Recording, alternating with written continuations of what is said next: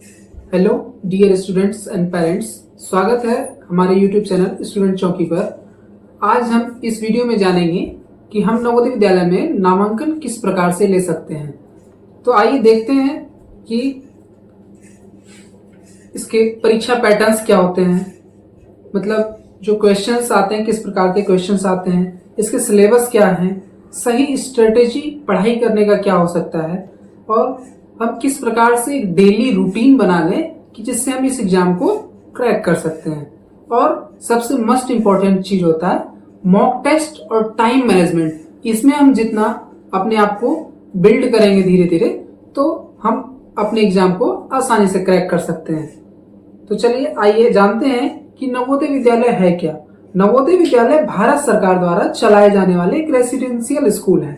यहाँ बच्चों को फ्री में पढ़ाई, फ्री हॉस्टल्स, फ्री खाना, किताबें प्लस यूनिफॉर्म, अच्छी शिक्षा प्लस डिसिप्लिन और बहुत सारी चीजें दी जाती है और को करिकुलर एक्टिविटीज भी कराई जाते हैं। जैसे आपके बच्चों को किसी चीज में रुचि है या संगीत में रुचि है या फिर पेंटिंग्स में रुचि है या फिर किसी खेल कूद में रुचि है, तो अगर उस क्षेत्र में आगे बढ़ना चाहते हैं आपके बच्चे, तो नवोदय विद्यालय बेस्ट अपॉर्चुनिटी है आपके बच्चों के लिए। तो आगे हम देखेंगे कि इसमें कौन से बच्चे आवेदन कर सकते हैं। पहला इसका एलिजिबिलिटी जो होता है, आपका बच्चा 5वीं कक्षा में पढ़ रहा होना चाहिए, जो किसी भी स्कूल से हो या फिर सरकारी या प्राइवेट, लेकिन सरकारी मान्यता प्राप्त होनी चाहिए। और बच्चा जिस जिले का हो उसी जिले में प्रवेश पा सकता है। एज लिमिट हर साल एनवीएस के क्राइटेरिया के अनुसार से चेंज होते रहता है। जैसे नॉर्मल एज लिमिट रहता है 10 या 11 साल का बच्चे इसमें इस एग्जाम में अपीयर हो सकते हैं। और बच्चा जो है किसी भी क्षेत्र का हो सकता है, ग्रामीण या शहरी, ठीक। और इसमें मतलब कैटेगरी के अनुसार वाइज सीट बटा हुआ रहता है। हर साल 80 बच्चे एक जिले में नामांकन पा सकते हैं। और आगे देखेंगे कि इसके एग्जाम के पैटर्न्स किस प्रकार से होते हैं। पहला एमएटी, जिसे मेंटल एबिलिटी टेस्ट कहते हैं, मतलब इसमें क्वेश्चंस रीजनिंग टाइप के क्वेश्चंस पूछे जाते हैं। बहुत सारे फिगर्स रहते हैं, मिरर इमेज रहता है, मतलब उस प्रकार से क्वेश्चंस रहते हैं, या फिर नंबर्स के क्वेश्चंस रहते हैं इस प्रकार से।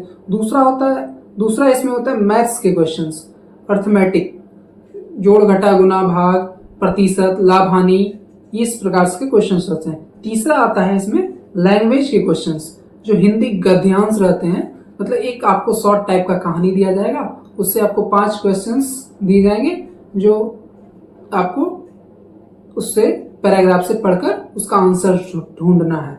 और ये सारे क्वेश्चंस जो होते हैं मतलब ऑप्शंस में रहते हैं कि आपको ऑप्शंस टिक करना रहता है, ठीक। आगे देख सकते हैं कि हम इसमें इस एग्जाम में 2 घंटे का समय रहता है, मतलब 120 मिनट का समय।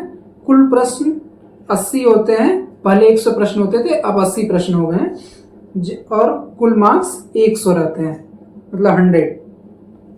आगे हम देखेंगे कि सेक्शन वाइज मार्क्स किस प्रकार से रहते हैं, मतलब जैसे रीजनिंग के कितने क्वेश्चंस हैं, मैथ्स के कितने क्वेश्चंस हैं, लैंग्वेज के कितने क्वेश्चंस हैं। जैसे रीजनिंग में देखेंगे कि 40 क्वेश्चंस रहते हैं और 50 मार्क्स के रहते हैं और 60 मिनट का इसमें आपको समय दिया जाएगा, ठीक। आगे अर्थमेटिक, मैथ्स के क्वेश्चंस जो है इसमें 20 क्वेश्चंस रहते हैं और 25 मिनट का समय और 30 मिनट का समय दिया जाता है, ठीक। आगे हम लैंग्वेज में देख सकते हैं, जैसे गद्यांश रहता है, जैसे आपको इसमें 20 क्वेश्चन मतलब 4 गद्यांश रहेंगे और 25 मिनट का समय, 25 मार्क्स रहेगा और 30 मिनट का समय दिया जाएगा, सॉरी, ठीक।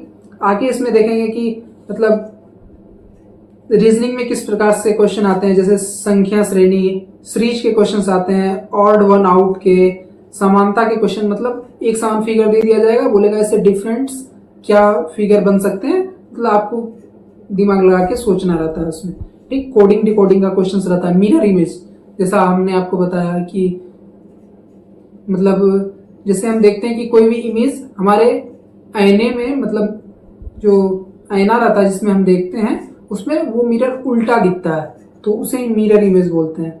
और फिर मैथ्स में हम देख सकते हैं कि इसमें जोड़ घटा गुणा का क्वेश्चंस रहता है, एलसीएम एचसीएफ, अंक दशमलव का क्वेश्चंस रहेगा, प्रतिशत का क्वेश्चंस रहते हैं, औसत और लाभ हानि, ये सब चीजें हम आपको बताएं, साधारण ब्याज, समय और कार्य, इस प्रकार के क्वेश्चंस रहते हैं, अनुपात का क्वेश्चंस रहते हैं।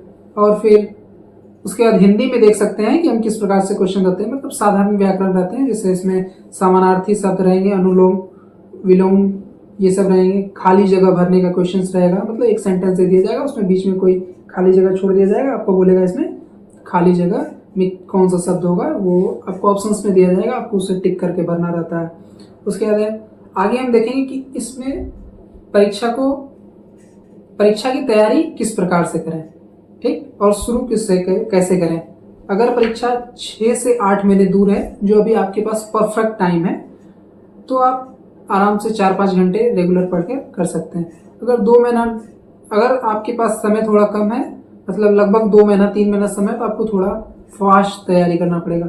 और जब 1 से 1.5 महीना आपके पास समय बचता है, मतलब जनवरी के अप्रोक्स आपका पेपर होता है, और लगभग 1 महीना पहले से आपको मॉक टेस्ट और रिवीजन पे पूरा फोकस करना है, ठीक। और एक बात याद रखना है कि 4 से 6 घंटे आपको डेली ही पढ़ना ही पड़ेगा।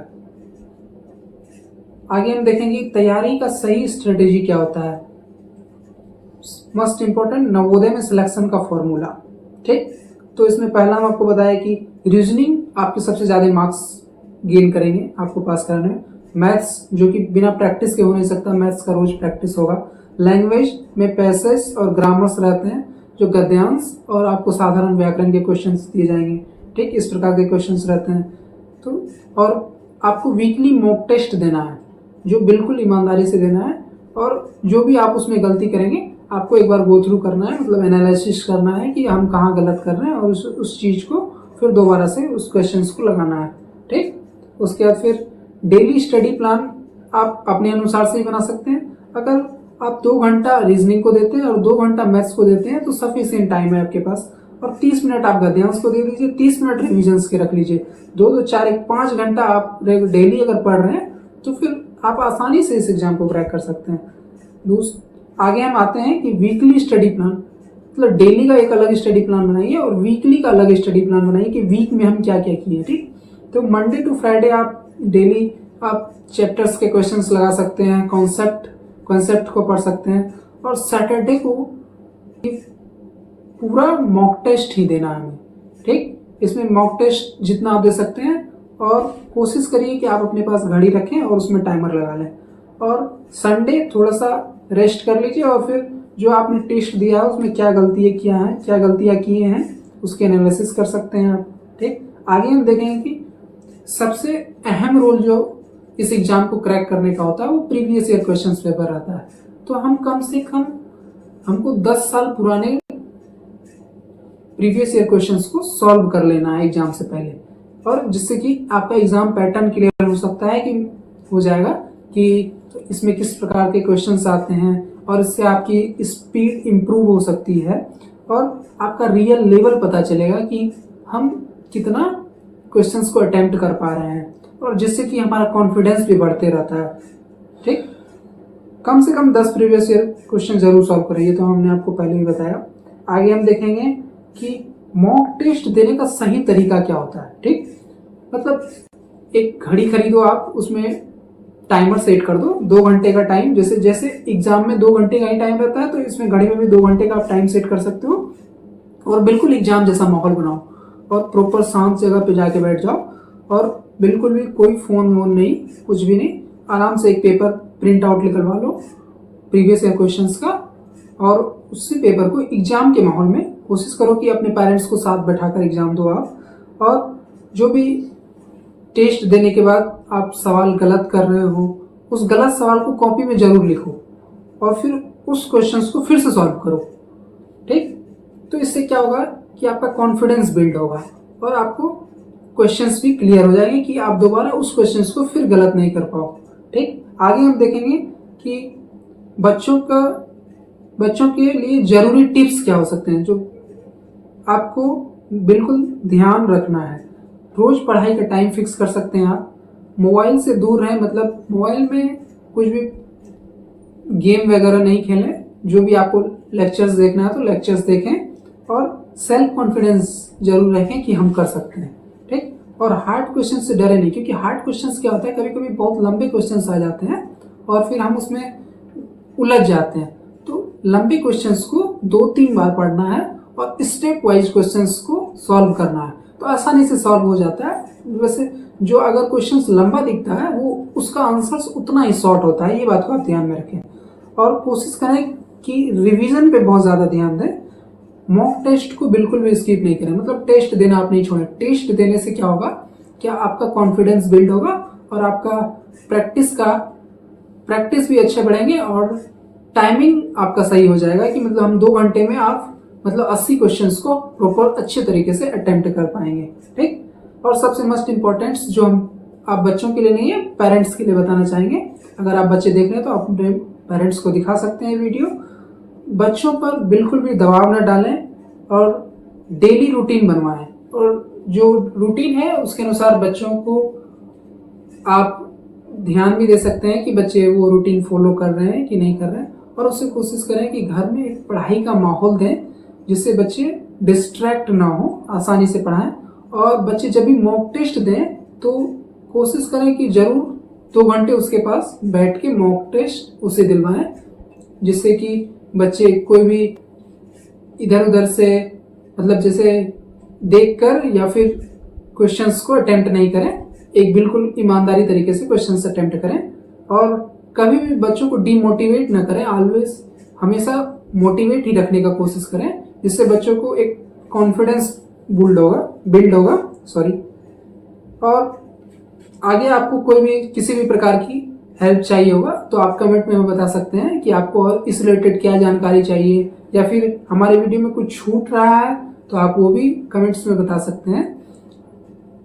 आगे हम बहुत जल्दी आपको रेगुलर लेक्चर देते रहेंगे और क्लास भी शुरू करेंगे और प्रॉपर गाइडेंस मिलेगा। आप हमारा टेलीग्राम चैनल ज्वाइन कर सकते हैं, वहां पर आपको पीडीएफ के प्रॉपर नोट्स मिलेंगे, तो ये सब आप वहां से डाउनलोड कर सकते हैं और क्वेश्चंस प्रैक्टिस कर सकते हैं। इसके लिए अगर कहीं पे भी कोई डाउट हो तो आप हमारा टेलीग्राम पे मैसेज भी कर सकते हैं, वहां पे कोई दिक्कत नहीं है। और आप हमारे चैनल को देखते रहें, सब्सक्राइब करें और शेयर भी करें। Thank you so much.